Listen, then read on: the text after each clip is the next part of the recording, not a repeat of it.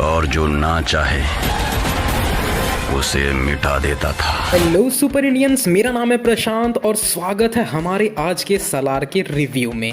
तो सलार एक ऐसी मूवी है जिसके अप्स हैं तो काफ़ी सारे डाउन्स भी हैं। हमने प्रशांत नील को जाना है एक ऐसे स्टोरी टेलर की तरह जो कि अपने प्लॉट को बहुत ही ज़्यादा स्टडी वे में चलाते हैं। अगर हम उनके पिछले वर्क KGF को देखें तो उसी के साथ ढेर सारी एक्सपेक्टेशंस को मिला के आई थी ये मूवी सलार, जिसमें बहुत सारे अच्छे पॉइंट्स हैं जैसे कि उसकी म्यूज़िक और वर्ल्ड बिल्डिंग, तो कुछ डाउनग्रेड्स भी हैं। तो आइए उस पर अच्छे से बात करते हैं। तो वीडियो शुरू करता हूं मैं उस पॉइंट से जिसको लेके सब कोई तारीफ ज़रूर करेंगे इस मूवी की। ये ऐसी पॉइंट है जिस पे कोई डिसएग्री नहीं करेगा और वो है very great world building of Khansaar. अब KGF की स्टोरी में वर्ल्ड बिल्डिंग आसानी से हो गई थी क्योंकि वहाँ पे रियल लाइफ इवेंट्स को मैनिपुलेट करके प्लॉट में यूज़ किया गया था। रियल लाइफ की जगहों को यूज़ किया गया था जैसे कि मुंबई, बैंगलोर, वेस्टर्न कोस्ट, सारा कुछ। बट खानसार जो कि प्योरली एक फिक्शनल जगह है तो उसकी हिस्ट्री से लेके present geography, territorial distribution, administration, वहाँ की एथनिसिटी, आइडेंटिटी पे किस तरह लोग वहाँ पे एक दूसरे से लड़ रहे हैं, सत्ता, पावर, हर चीज़ हथियाने की होड़ मची हुई है। वहाँ पे वोटिंग कैसे होती है, ये सारे एलिमेंट्स इस मूवी में रखे गए हैं।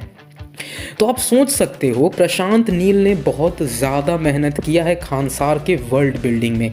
इवन वो इस डिटेलिंग तक चले गए हैं कि खानसार को कितने सारे छोटे टेरिटरीज़ में बांटा गया है, उसकी पावर डिस्ट्रीब्यूशन क्या है और खानसार के पार्लियामेंट में हर एक डिस्ट्रिक्ट का क्या रिप्रेजेंटेशन है, यहाँ तक डिटेलिंग प्रोवाइड करी गई है। तो नो डाउट सलार मूवी जो है वो खानसार के वर्ल्ड बिल्डिंग पे बहुत अच्छा वर्क करती है। बट उसके बाद जो सबसे बड़ी इशू आती है खानसार को लेके वो ये है कि खानसार इतना बड़ा सेंटर ऑफ पावर क्यों बन रखा है। अब KGF में गाइस हुआ ये था कि KGF सेंटर ऑफ पावर क्यों है वो हम सब जानते थे। KGF इंडिया की सबसे बड़ी गोल्ड माइन थी, वहाँ पे 9 माइंस थे। 3 सालों के बाद निकलने के बाद इतना सोना था कि वो किसी को भी दुनिया का सबसे अमीर और ताकतवर शख्स बना दे। बट खानसार किस तरह से इम्पोर्टेंस में आया उसका उतना ज़्यादा सेटिस्फैक्ट्री आंसर आपको मूवी में नहीं मिलेगा। वो बस कुछ चीज़ें बता देते हैं कि हाँ भाई सारा माफिया और अंडरवर्ल्ड यहीं से कंट्रोल होता है, जो कि फिर भी उतना लॉजिकल पॉइंट नहीं बनता। तो खानसार की वर्ल्ड बिल्डिंग तो बहुत अच्छी है बट उसका बेस जिस पे ये कहा जा सकता कि खानसार क्यों इतना इम्पॉर्टेंट है वो उतना सेटिस्फैक्ट्री नहीं लगता। बात कर लें अगर हम म्यूज़िक की तो music no doubt Prashanth Neel बहुत अच्छा देते हैं। वो जाने ही जाते हैं अपने हाई अप बीट वाले म्यूज़िक के लिए जो कि ऐसे हॉल में देखने में मज़ा आ जाए। तो नो डाउट सलार की म्यूज़िक भी बहुत ज़बरदस्त है। आपको कुछ मोमेंट में BGM जो है वो सच में एक्सपीरियंस करवाएंगे कि हाँ भाई फाइट जो है बहुत सही चल रही है। इनफैक्ट जो कोल माइन वाली फ़ाइट हो या फिर इंटरवल से पहली वाली फ़ाइट, वहाँ का BGM एकदम टॉप नॉच है। बट स्टिल जो BGM है that fall short of the KGF background scoring. उसके बाद हम बात कर लेते हैं कि भाई जो इसका मेन प्लॉट एलिमेंट है वो है दोस्ती। अगर हम प्रशांत नील के पिछले वर्क को देख लें यानी KGF को ही, तो वहाँ पे बात आ जाती है उस मूवी का जो ड्राइविंग पॉइंट था वो था रॉकी के माँ का दिया हुआ वादा, और यहाँ पे है देवा और वरदराज मन्नार की दोस्ती। तो वो दोस्ती का एंगल जो है ना वो जिस तरह से इस मूवी में दिखाए हैं उस हिसाब से उस दोस्ती वाले एंगल को सेटअप करने के लिए फर्स्ट हाफ में एटलीस्ट ज़्यादा स्क्रीन टाइम मिलना चाहिए था। आपको 2 ही ऐसे इंस्टेंस दिखेंगे जहाँ पे आपको लगेगा कि इनकी दोस्ती को टेस्ट किया जा रहा है भाई, और अब एक दोस्त दूसरे दोस्त के लिए किस हद तक जा सकता है।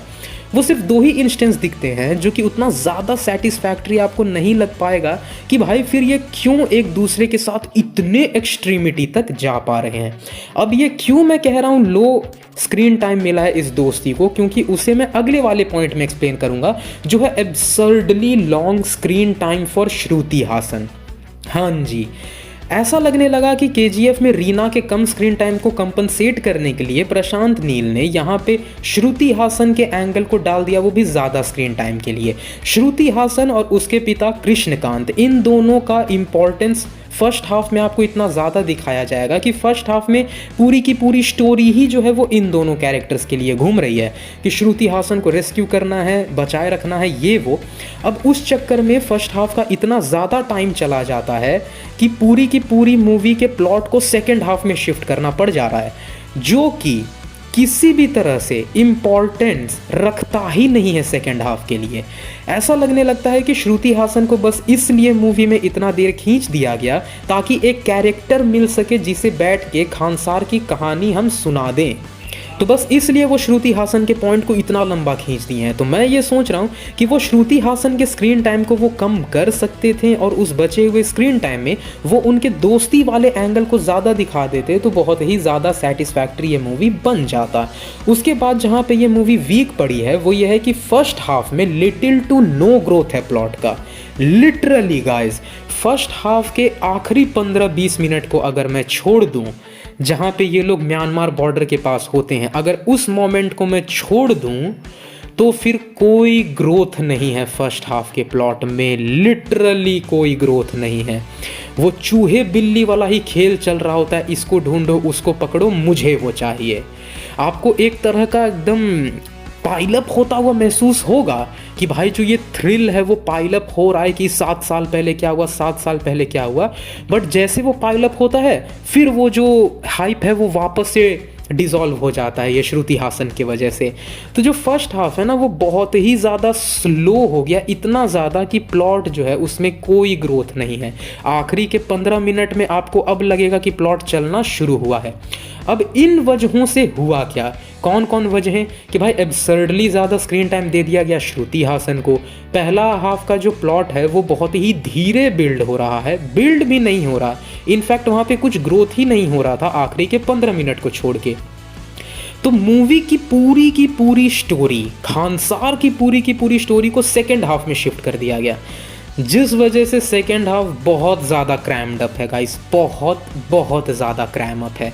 क्योंकि इतना ज़्यादा वर्ल्ड बिल्डिंग, इतनी सारी डिटेलिंग, इतने सारे कबीले तो मेन 3 हैं, बट आपको जो एडमिनिस्ट्रेशन का हायरार्की समझने के लिए ना अगर आपकी मेमोरी बहुत अच्छी है तो ही आपको समझ में आ पाएगा, वरना आप नोट पैड लेके बैठना, क्योंकि वहाँ पे सरदार जो हैं वो 8 सरदार हैं। अब उन सरदारों का चुनाव कैसे होता है, उनमें से 5 सरदार कहाँ से आते हैं, 3 कहाँ से आते हैं, कौन सरदार किसके अगेंस्ट लड़ रहा है, उसके पिता का कितने वाइफ्स हैं, उनके बेटे क्या हैं, क्या यहाँ पे डिस्प्यूट चल रही है, इतनी सारी डिटेलिंग सिर्फ और सिर्फ सेकेंड हाफ में क्रैम अप हो गई है, जिसके वजह से ये मूवी बहुत ज़्यादा इम्बैलेंस्ड है। हाँ जी, ये मूवी को अगर मैं एक तराजू की तरह मानूं, एक सी-सॉ की तरह, तो इसका फर्स्ट हाफ बहुत ज़्यादा हल्का है और सेकेंड हाफ इतना ज़्यादा भारी है, इतना ज़्यादा कि आपको लगने लगेगा कि भाई बहुत ज़्यादा इन्फॉर्मेशन लोड अप हो रहा है यहाँ पे, इतना ज़्यादा हम नहीं झेल पाएंगे भाई। तो अगर ये श्रुति हासन वाले पॉइंट को कट करते हैं फर्स्ट हाफ में थोड़ा ज़्यादा, तो वो वहाँ पे उनकी दोस्ती भी दिखा सकते थे, साथ ही साथ प्लॉट को थोड़ा बहुत उधर भी डाला जा सकता था। अब जो आखिरी पॉइंट मैं बता रहा हूँ वो ये है कि मूवी के बीच में आपको बहुत ही खतरनाक प्लॉट ट्विस्ट देखने को मिलता है। आप सवाल करने लग जाओगे कि भाई स्टोरी ऐसे कैसे पहुँच गई इस पॉइंट में कि 7 साल बाद जो है वो ऐसा हालत हो रखा है प्रभास का और ये वापस अब जब वहाँ जा रहा है। लेकिन वहाँ पे आप देखोगे कि करेंटली वर्धा जो है वो रूल कर रहा है खानसार में, बट मूवी की एंडिंग जो है वो किसी और वे में होती है, जैसा आप एक्सपेक्ट कर रहे होंगे कि ये मूवी 2 पार्ट की हो सकती है। भाई पहले पार्ट में वर्धा जो है वो रूल करेगा, सेकेंड पार्ट में कुछ होगा, बट ये मूवी वैसी एंड नहीं होती। बट हाँ, मूवी एंड हुई है बड़े ही अच्छे नोट पे, ये मैं ज़रूर कहूँगा। यहाँ पे उतना भी ज़्यादा कुछ खामी नहीं है इसके एंडिंग के साथ। एंड होते होते आपको ऐसे वॉर पाइलअप होता हुआ महसूस हो सकता है कि अब सारे कबीले इकट्ठे एक साथ उठ चुके हैं। भाई यहाँ पे एक पॉलिटिकल डिस्प्यूट देखने को मिलेगा, बहुत ही तगड़ी टेरिटोरियल डिस्प्यूट होगी, that who will rule over Khansaar. तो एंडिंग बहुत अच्छी हुई है। लाइक आपको लगेगा कि भाई कुछ पाइलअप हो रहा है अब आगे के पार्ट के लिए। मूवी को ए रेटिंग जो है वो स्पेशली इसके वॉयलेंस के लिए ही दिया गया है। वो आपको फर्स्ट हाफ के या बाकी लड़ाइयों में तो उतना वॉयलेंस नहीं दिखेगा, बट जब खानसार की स्टोरी शुरू होती है तो वहाँ से लेके और जो क्लाइमैक्स का फाइट है वहाँ पे आपको अंदाज़ा लग जाएगा कि इस मूवी को क्यों दिया गया है ए रेटिंग। तो ये तो है हमारी एकदम डिटेल्ड रिव्यू गाइस, एकदम डिटेल्ड रिव्यू। यहाँ पे मैंने ऐसा कुछ भी आपको स्पॉइलर नहीं दिया है, मैंने सिर्फ मूवी की टेक्निकलिटीज़ और उसके बैलेंस और उसके राइटिंग और म्यूज़िक पे ही बात करी है। तो इन सब को सुनने के बाद तुम लोग को ये आइडिया लगा लेना कि मूवी आपको देखनी चाहिए या नहीं देखनी चाहिए। रही बात स्कोरिंग की तो सैडली मुझे इस मूवी को 6 देना पड़ेगा, लिटरली 6। वैसे मैं इसे 5.5 देता, but just because of the story, क्योंकि सेकेंड हाफ में मुझे मिल गया थोड़ा सा स्टोरी, तो उस वजह से मैं 6 दे रहा हूँ। वरना कुछ पॉइंट्स मैंने प्रभास के एक्टिंग के लिए काटे हैं, क्योंकि भाई सच में बंदा through out the movie same expression दिया है, चाहे वो गुस्सा हो, नाराज़गी हो, प्यार हो, दोस्ती हो, शांति हो, हर सीन में एक ही एक्सप्रेशन। तो प्रभास भाई तो डिसअपॉइंट कर गए, बट आपको स्टोरी डिसअपॉइंट नहीं करेगी, इसकी गारंटी मैं आपको दे सकता हूँ, बशर्ते बादाम खा के बैठना या फिर एक नोट पैड लेके बैठना। और अगर आपको ये वीडियो पसंद आई हो तो इस वीडियो को लाइक करें और शेयर करें अपने दोस्तों के साथ ही कमेंट करके बताएं अगर आपने मूवी देख ली है तो आपको ये कैसी लगी। और ऐसे ही सुपर ऑसम कंटेंट के लिए हमारे चैनल सुपर इंडिया को सब्सक्राइब कर देना। पीस।